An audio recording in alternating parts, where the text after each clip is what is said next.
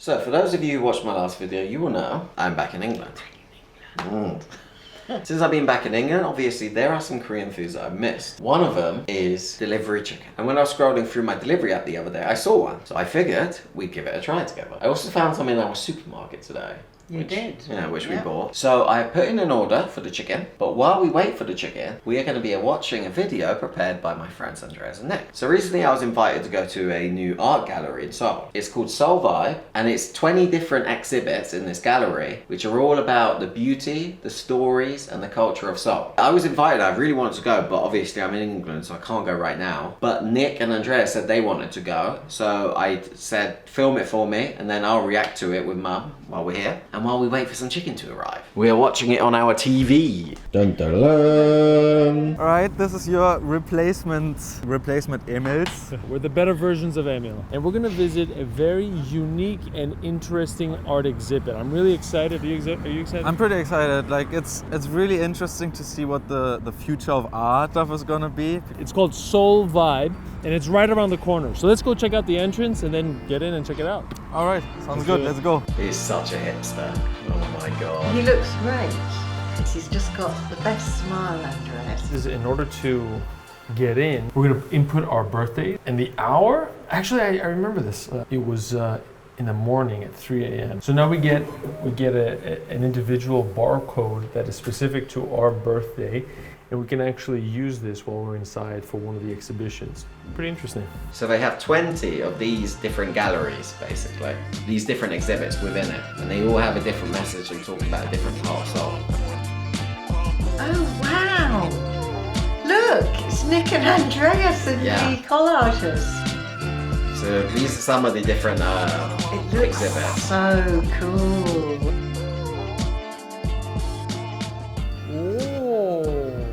Oh, that's cool.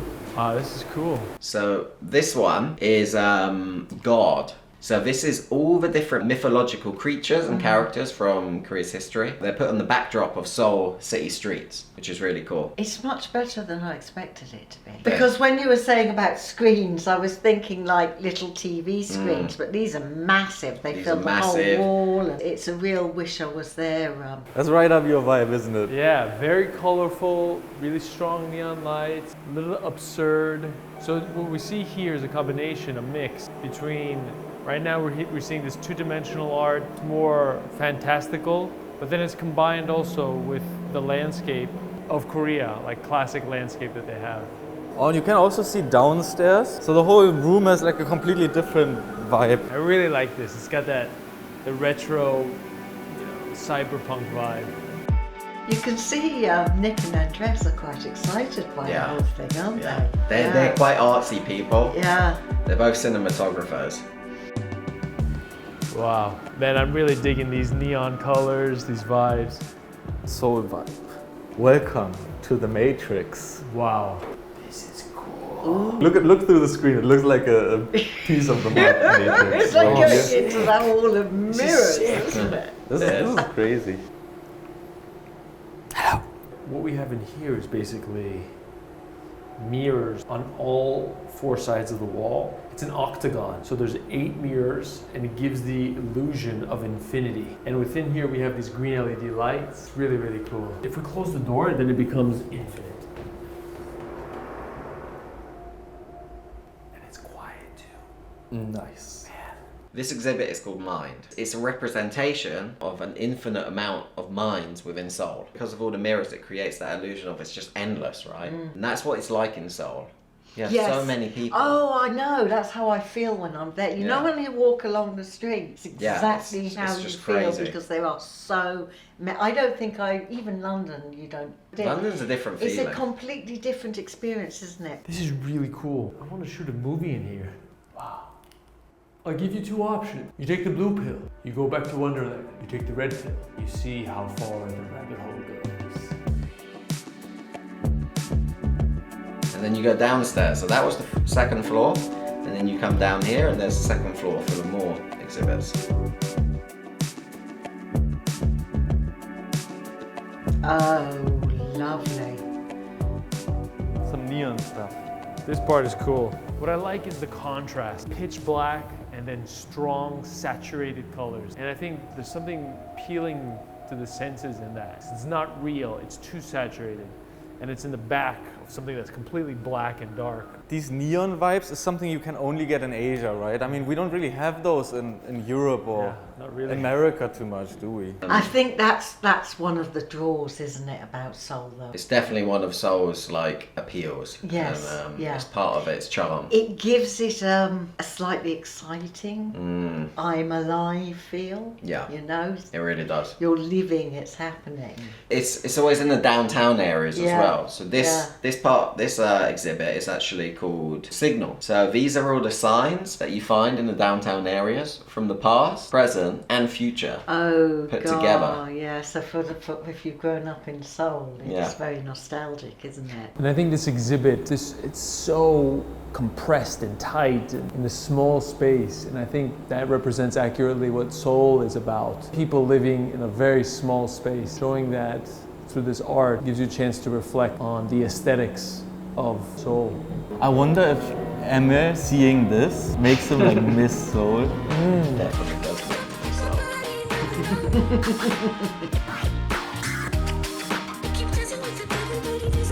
Yeah, they have a whale one. It travels across the different screens. And this part of the exhibition is a never seen one before. This was gonna be added on Monday, the coming Monday. This exhibition is gonna be added. Reminds me of The Matrix. If you add this part to the green room, Yeah, then you're inside. you're inside. Yeah, you're never gonna get out. I love this kind of stuff. So when you go down from the second floor to the first floor, the first thing you'll see is this light show, and it's these lights that reflect up onto the mirrors up above.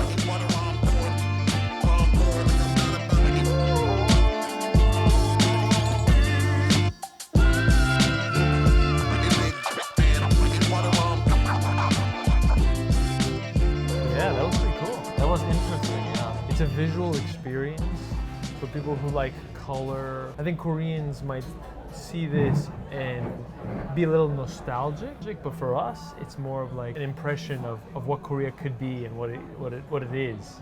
Right. I also think it might be nostalgic, but at the same time, a new kind of view on their nostalgic Yeah. feelings, views, Yeah. images. Yeah. It just shows on how creative the future can be.